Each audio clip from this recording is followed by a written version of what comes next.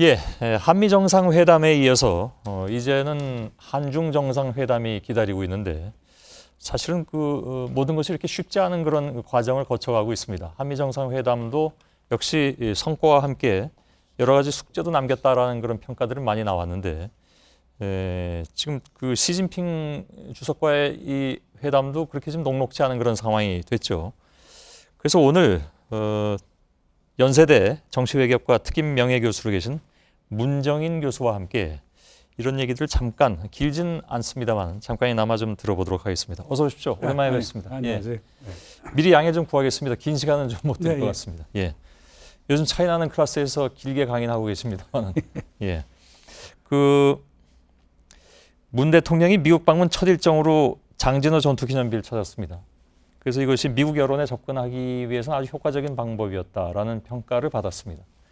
근데 사실 역사성에서 좀 보자면 장진호 전투에서 미군이 상대했던 것이 바로 중공군이기 때문에 그래서 뭐랄까요, 두 강대국에 끼인 우리 처지를 아주 상징적으로 보여준 것이라고 생각할 수도 있을 것 같은데 중국과의 정상회담 어떻게 될 것이라고 예상을 하십니까? 저는 성공적일 거라고 봅니다. 예. 왜냐하면 중국 입장에서도 한미 정상회담이 성공적인데 한중 정상회담을 성공적이지 않게 만들 이유는 없는 것이기 때문이죠.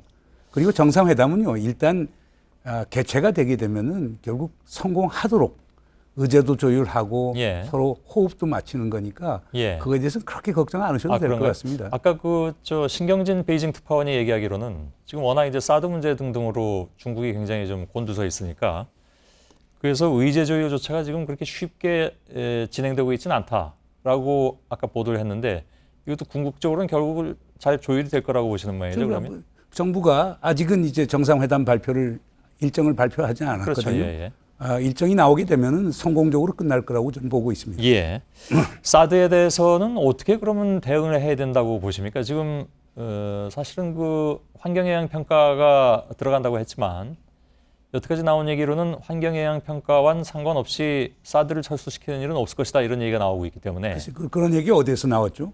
그거 이미 미국에서 한미 정상회담 앞두고 얘기가 나왔었습니다. 약속은 이행하지만 국내법 절차에 따라서 환경영향 평가는 받아야 된다는 것이거든요. 그러면 그 결과에 따라서 뭐 계속 소위 배치할 수도 있는 거고, 뭐 위치를 변경할 수도 있는 거고, 기지를 바꿀 수도 있는 거고, 그러니까 이건 예단하기는 좀 어렵지 않을까요? 그러니까 문 교수님 생각은 지금 배치 자체를 철회하는 일은 없어도 환경영향 평가에 따라서 국내법이니까. 그렇죠. 한미 합의가 국내법 위에 있을 수는 없는 거 같아요. 그러니까 국내법 우선이니까 환경영향 평가에 따라서는 뭐 위치를 옮길 수 있는 정도의 상황 그렇게 보신다는 말씀이에요? 그거 포함해서 여러 가지 문제점이 있을 테니까 조금 더 기다려 볼 필요가 있지 않는가 생각이 됩니다. 그리고 저는 사드 문제는 그렇습니다. 우리 대통령께서 이제 뭐 시진핑 주석을 만나게 되면은 뭐 사실 외교적 기술적 노력을 통해서 어떤 오해가 있으면 풀고 하는 작업이 필요하겠죠. 그러기 위해서는 한국, 미국, 중국 3자가 모여서 허심탄회하게 논의하면서 어떤 불신이 있다면 불신을 극복하는 노력이 있어야 하겠죠. 다만 위치를 옮긴다든가 기지를 옮긴다든가 하는 문제가 그렇게 쉬워 보이지는 않습니다. 왜냐하면 지금 성주에 배치하는 것만 해도 굉장히 많은 그런 아픔이 있었으니까요. 그래서 그건 뭐 지켜봐야 되겠습니다만은. 그렇습니다. 지금 아무튼 지금 말씀은 환경영향 평가는 국내법이고 그 우선에 따라서 일정 부분의 변화는 있을 수 있다라는 것을 전제로 깔고 가자 그런 말씀이시죠? 그렇죠. 아니 근데 말씀이 결국에 뭐냐 환경 영향 평가 상관없이도 배치한다라고 하는 말씀을 하셨기 때문에 꼭 그렇진 않을 것이라고 하는 걸 말씀을 드립니다. 왜냐하면 뭐 지난번에 강경화 외무장관도 그렇게 얘기를 했고 해서 이것을 철회하는 일은 없을 것이다라고 전제를 했기 때문에 그래서 그렇게 드린 질문이었는데 아무튼 문 교수님의 판단은 그런 것으로 저희가 이해를 하도록 하겠습니다. 중국이 예를 들어서 우리가 지금 북한하고는 대화를 해야 되는 그런 상황이잖아요. 또 이른바 이제 주도권을 가져온다는 차원에서도 그것은 필히 중요한 부분이 됐는데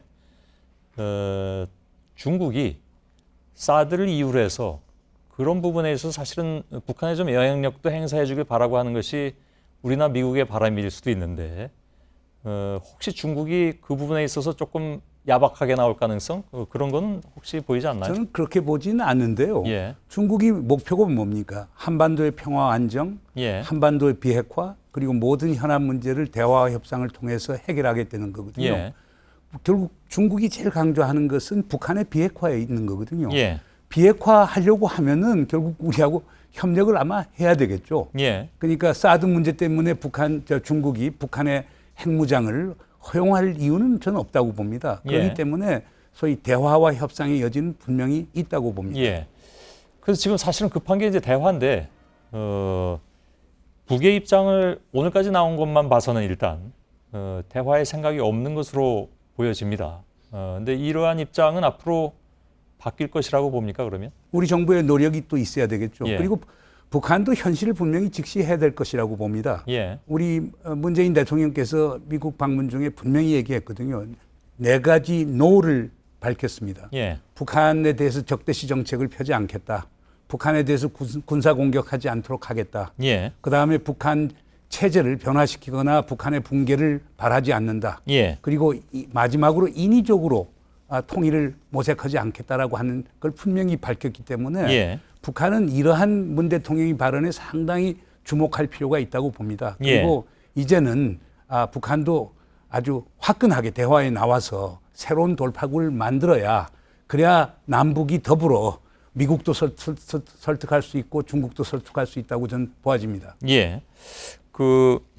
트럼프가 이번 정상회담을 모든 외교는 그런 측면이 있습니다만은 자신의 국내적 정치 상황에 많이 이용한 그런 측면도 분명히 보입니다. 그 와중에 좀 흔히 얘기하는 엉터리 근거도 많이 내놨다 하는 보도는 나왔습니다.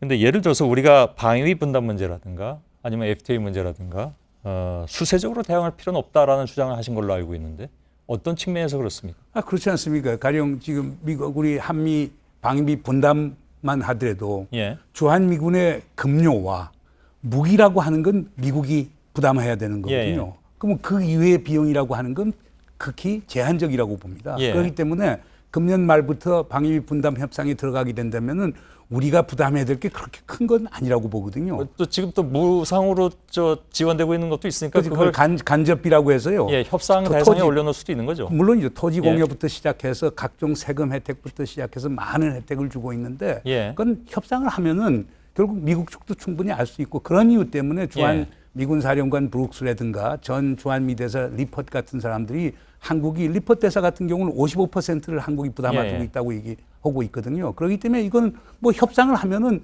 서로 양측이 수용할 수 있는 결과를 지금 얻을 수 말씀은 있다고 협상해서 혹시 우리가 더 물게 되는 경우가 있더라도 그 차이가 크진 않을 것이다. 저는 크게 보지는 않습니다. 왜냐하면 설마 그보다 줄진 않겠죠, 지금보다. 줄진 않지만은 가령 예를 들어서 주한미군이 우리가 지원해주는 돈의 상당 부분이 인건비로 쓰는데요. 인건비는 70%만 쓸 수 있도록 만들었거든요. 그런데 그런 걸 100%에서 한국 노무자들 많이 채용할 수 있다면 일거리 창출에도 도움이 되는 거고. 그러니까 제가 볼 때는 이걸 너무 경직되게 볼 필요는 없다고 알겠습니다. 보고요. 그 질문을 마지막으로 드리려고 했는데요. 한 가지만 더 질문을 드리겠습니다. 기왕에 모셨으니까요. 북핵 동결을 조건으로 한 군사훈련 축소 문제. 이거 지난번에 크게 논란이 좀 됐습니다. 사실 미국 가서 하신 말씀 때문에. 근데 그 이후에 문 대통령이 그거는 서로 교환할 문제가 아니다. 이거 나름 단호하게 선을 그은 것으로 알고 있습니다. 직접 그렇게 들으셨을 테고요. 그러면 그 생각은 좀 바뀌셨습니까? 저는 그렇지 않습니다. 그러니까 대통령께서 생각하는 건 대통령 법률가십니다. 법률가의 입장에서 볼 때는 북한이 핵미사일 활동을 중지하는 건 법적으로 당연한 거고 그다음 우리 합법적인 한미 연합 군사 훈련을 그거와 교환하지는 않겠다는 거거든요. 그러니까 협상이 대상은 아니지만은 결국 북한 입장에서는 결국에 미국의 전략무기 전진 배치하는 것이 없어야 북한이 핵실험이라든가 미사일 활동을 중단할 가능성이 상당히 많거든요. 그만큼 이제 군사 긴장을 완화시킬 수 있기 때문에 그런 의미에서는 북한은 계속 핵미사일 활동을 동결하고 또 한국과 미국은 협의해갖고 전략무기 전진 배치 같은 것을 제고할 수도 있는 거죠. 이런 걸 통해서 상호간의 긴장을 완화시키고 신뢰를 구축할 수 있는 거니까 그걸 제가 볼 때는 동시 병행 그 조치를 취할 수는 있는 거겠죠. 교환은 아니더라도. 그 얘기를 왜 그 다음에 점심 같이 하면서 말씀을 나누셨던 걸로 알고 있는데 그 보도도 됐습니다. 그 얘기를 그대로 문 대통령에게 얘기하셨을 거 아닙니까? 저녁인데요. 뭐 이거저거 얘기를 했습니다만은 예. 뭐 대통령 그러니까 그게 CSIS의 발언인데 그 후에 예. 그러니까 그 말씀을 하시고 교환은 안 된다. 그러나 동결해서 폐기로 가는 과정에 있어서는 한미가 협의해서 예. 북한이 하는 거에 따라서 상응하는 조치를 취할 수 있다는 말씀을 하셨기 때문에 예. 대통령께서도 아마 그건 아실 겁니다. 그러니까 알겠습니다. 한반도 긴장을 완화해야만 예. 그래 북한의 핵미사일 동결할 수 있다는 걸 잘 알고 계실 겁니다. 예. 자, 오늘 뭐 긴 시간은 못 드렸습니다. 여기서 마무리하겠습니다. 고맙습니다. 예. 연세대 정치외교학과의 문정인 명예교수였습니다.